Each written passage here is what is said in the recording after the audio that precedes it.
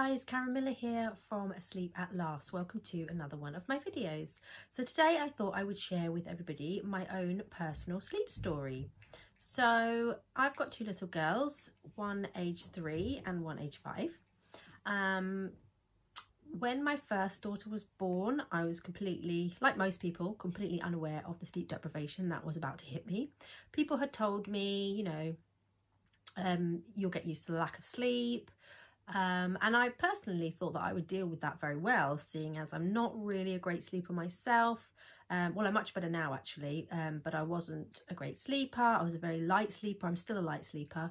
And yeah, I don't tend to get a full night's sleep generally each night. So I thought, oh, that's fine. I'll be able to cope with that. I've had lack of sleep before. I don't sleep that well. I will probably cope better than most. So I kind of didn't really think about it, as most people don't. And once she was born, she instantly loved to be cuddled. And so that's what I did. I cuddled her a lot. I didn't swaddle her. I didn't know about swaddles. So I just wrapped her up in her baby grows, put her in her Moses basket, and just hoped that she would, well, expected that she would sleep in between feeds. She slept really well in the day, I must say. I kept her downstairs during the day and had, you know, the TV on and the lights on, because I'd heard that you want the newborns to get used to like the noises so they don't become light sleepers. So I kept her downstairs for day sleep, and then I brought her up to bed with me when I was going to bed in the evening and put her down in her Moses basket.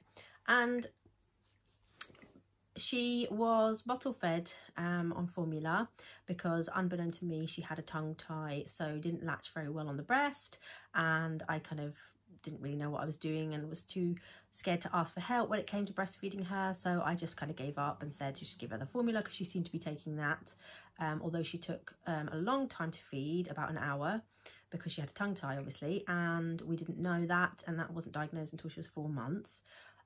So we'd feed for an hour and pop her back down in the Moses basket, and generally she would go back to sleep quite quickly. When she hit 4 months, that's when it all went wrong. Actually, no, it was before she was 4 months. It was when she was 3 months. She started to wake every 40 minutes during the night.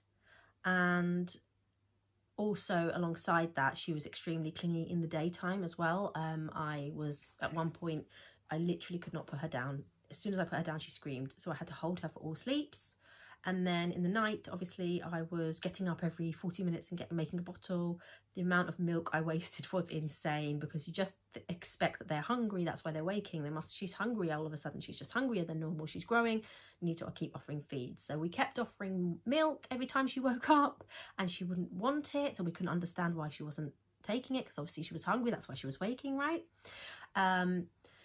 And what would end up happening is just end up jiggling, rocking, cuddling, walking around, doing everything we could to try and get her to go back to sleep. We were absolutely clueless, and this went on for several weeks, and before you know it, you know, you are waking up, or your sleep's being disturbed every 40 minutes to an hour and a half, and then spending 40 minutes trying to get her back to sleep, and was in a deep sleep, pop her back down, only for her to wake up half an hour later. So it was just relentless and not sustainable at all.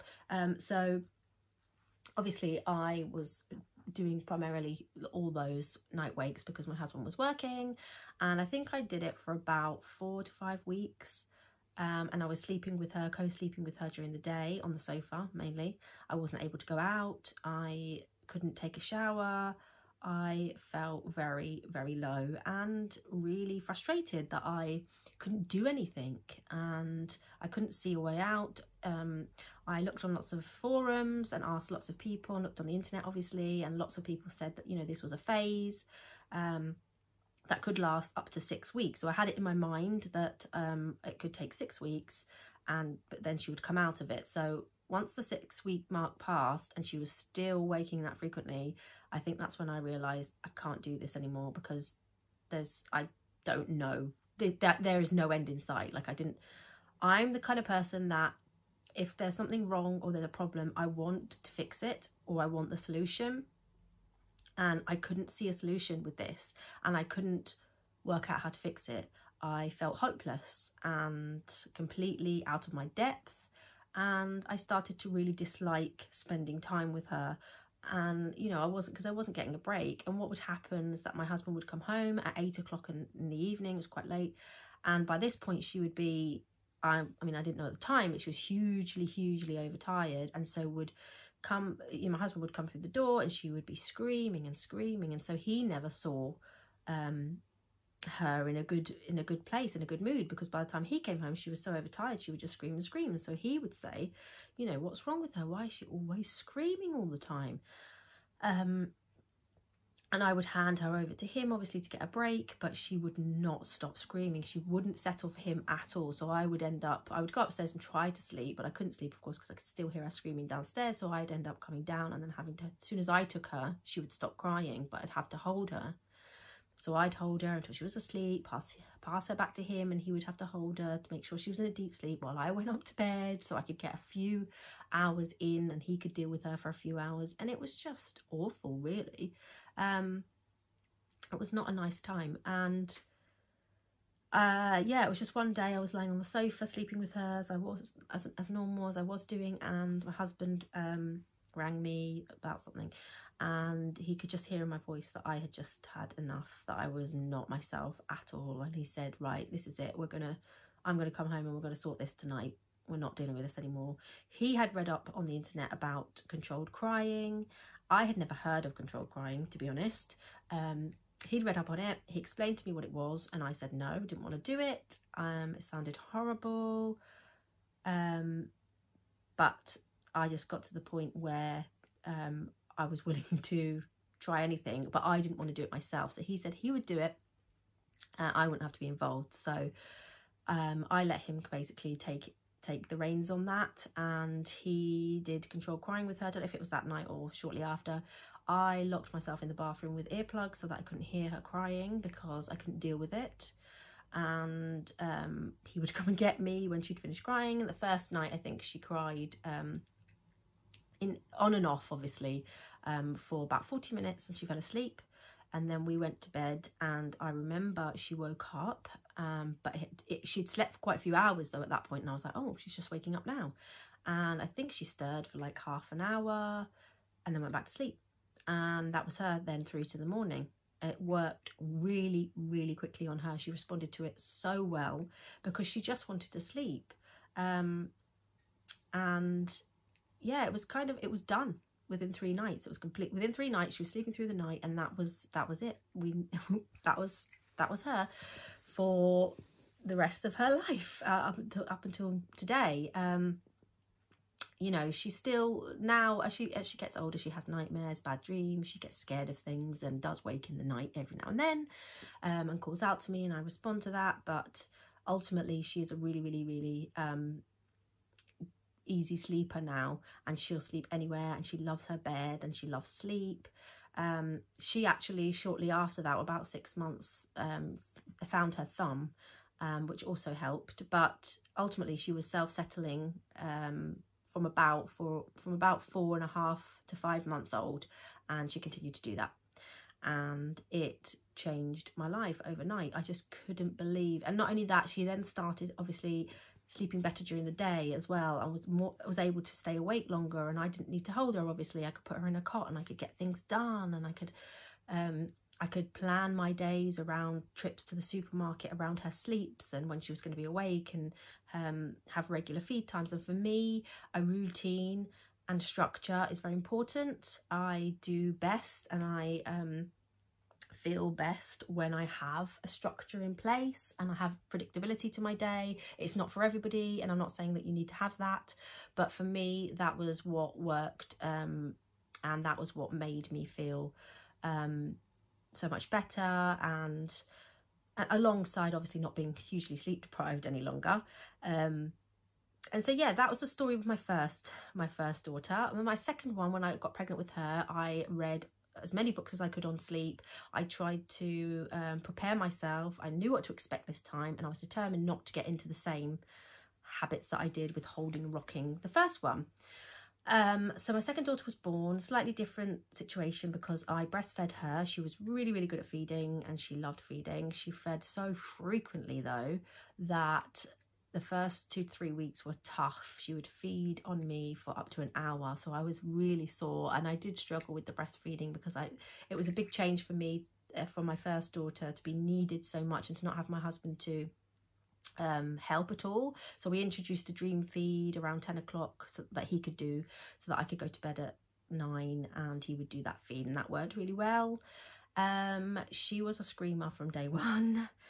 I implemented the swaddle and the dark rooms, making sure she took her naps in the darkness. So I had some kind of like healthy sleep habits in place in the background for her that I didn't have for my first daughter. So I couldn't understand why she still wasn't settling. And as every week went on, I was like, oh, she's going through a leap, she's going through a regression, that's what it is, you know, she'll settle. And as the weeks went on, I was like, she's not getting any better, she's really not. And she was such a screamer, and I'd put her down in her bed at bedtime. I implemented a bedtime routine from about 6 weeks, a loose bedtime routine. Put her down before I put my toddler down. I'd have stories with my toddler, and within 10 minutes of putting her down in her Moses basket, she would be squirming and wriggling, and she just couldn't settle. And it was when we were away for my mum's birthday party, and her screaming just seemed to peak. At one point she was screaming for up to 3 or 4 hours at night, and we could not, no matter what we did, we just couldn't get her to go to sleep, and she was awake for 4 hours. My mum tried to help, nothing was working. In the end, I think my husband had to put her in the baby carrier and walk around the park in the middle of the night to try and get her to go to sleep. The only way we seemed to have success was to put her in the carrier and bounce her slightly, but she had to be upright. And yeah, my husband just ended up reading something on the side of a formula packet about reflux, and he said, I think she's got reflux. And it had crossed my mind, and I did wonder about it, and the health visitor did mention it, but I thought reflux was being sick and vomiting, and she wasn't doing any of that and having diarrhea and that kind of thing, and that wasn't happening. But so I didn't know anything about silent reflux. So it turns out at 9 weeks we diagnosed her ourselves with silent reflux because she was doing the gulping and the swallowing back down, and then that's when we were like, yes, she's definitely got it. So got her to the GP, I put her on medication, but the medication didn't work. So we had several weeks of trying to get the medication right and the dosage right. And then by this point we started to use a dummy because we'd heard that would help with reflux, and she took the dummy really well and she loved it. And that helped me as well, because obviously we realized she was comfort feeding on me and I was getting really sore. So the dummy helped with that. And she settled really well with the dummy. Actually, she was self-settling with the dummy in. That was no problem. Once the medicine kicked in, she wasn't uncomfortable anymore. She'd done some reasonable chunks. She did really, really well, actually. I would feed her, pop her back down, and she'd go to sleep, sometimes with the dummy, sometimes without. But because she was having the dummy to self-settle, once she hit the 4-month sleep regression, like my first daughter, she had, I think, about 2-3 nights of waking up every 2 hours, and it was the dummy she was looking for. Because when I popped the dummy in, she went back to sleep. And I was just like, I'm not doing this again. I am not doing this again. I'm not waiting 6 weeks this time. Let's nip this in the bud. So we ditched the dummy and we did controlled crying again. And she responded not as quick as my first daughter. It took a little bit longer for her. I would say it took probably the full 5 nights before she finally got it and was sleeping through the night. And yeah, she generally, to this day, is a good sleeper as well. She likes her bed, she likes her sleep, she takes herself, and she knows when she's tired and she wants to go to sleep. And again, the control crying just helped me to get them on that schedule, get them on that routine, get them out of that overtired loop and break any associations, and know that they could just go to bed at bedtime and settle themselves to sleep and wake up in the morning time.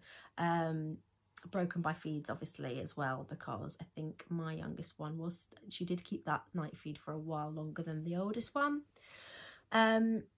And so, yeah, that's kind of how it went with them too, with my two, in terms of like newborn babiness. With my second daughter, she has definitely challenged us a lot more. She's gone through probably every leap that you can think of, every regression she's hit, and it put her back. She's had night terrors. She has had episodes of wakefulness in the middle of the night. She has struggled with nap transitions. And yeah, that kind of spurred me on really to learning about all this sleep stuff. And that's where my interest kind of came from, because it's fascinating once you start learning about it, all the things that can happen, and you delve into it and understand the science behind it. And you see that there are solutions to fixing these issues and these problems. And that's kind of what ignited my passion for it, really. And even to this day, my youngest does challenge me with things. Like I said, she has night terrors, and she surprises me, and I'm like, what's she doing? Why is she doing that? And it's a constant learning curve. But I just love to feel in control, and as long as I know that I'm in control, it makes me feel better, and I like my sleep. You know, I said at the beginning I thought I'd cope really well with the lack of sleep because I am a light sleeper and I don't sleep probably as long as most people do, but that I didn't. Nothing can prepare you for the sleep deprivation of a small child. Even now, if they have bad nights, if they're sick or whatever, and I don't get a good chunk of sleep, my mood the next day, it's noticeable to me. It's noticeable to me that I feel down, I am grumpy, I'm snappy, and I'm not the mum I want to be. I'm not the person I want to be, and it's because I'm tired. So to me, it's all about making sure I get my sleep that I need and they get the sleep that they need. I also notice, because generally they are good sleepers and they do sleep through the night, that when they don't sleep, the difference in their mood and how difficult they are. And I do think about all the people out there that are struggling with behavioural difficulties and really, you know, finding it hard to because they get into overtired loops and they go round and round in circles, and they end up working themselves up and they can't calm down. And I think how hard that is for the parent as well, especially when you're exhausted yourself. So yes, it's all about sleep for me, and I'm just so grateful that I've been able to you know, learn so much about it and help other mummies and daddies to achieve what I've achieved. And yeah, I hope you found that useful. If you enjoyed the video, please hit like. Please remember to subscribe to my channel as well to be notified when I do a new video. And if you are not in my Facebook group, please come over. I've got a free advice and support group in there as well, which is really, really useful for lots of people. And the links for everything are at the bottom of this video. So thanks very much for listening. See you next time. Bye.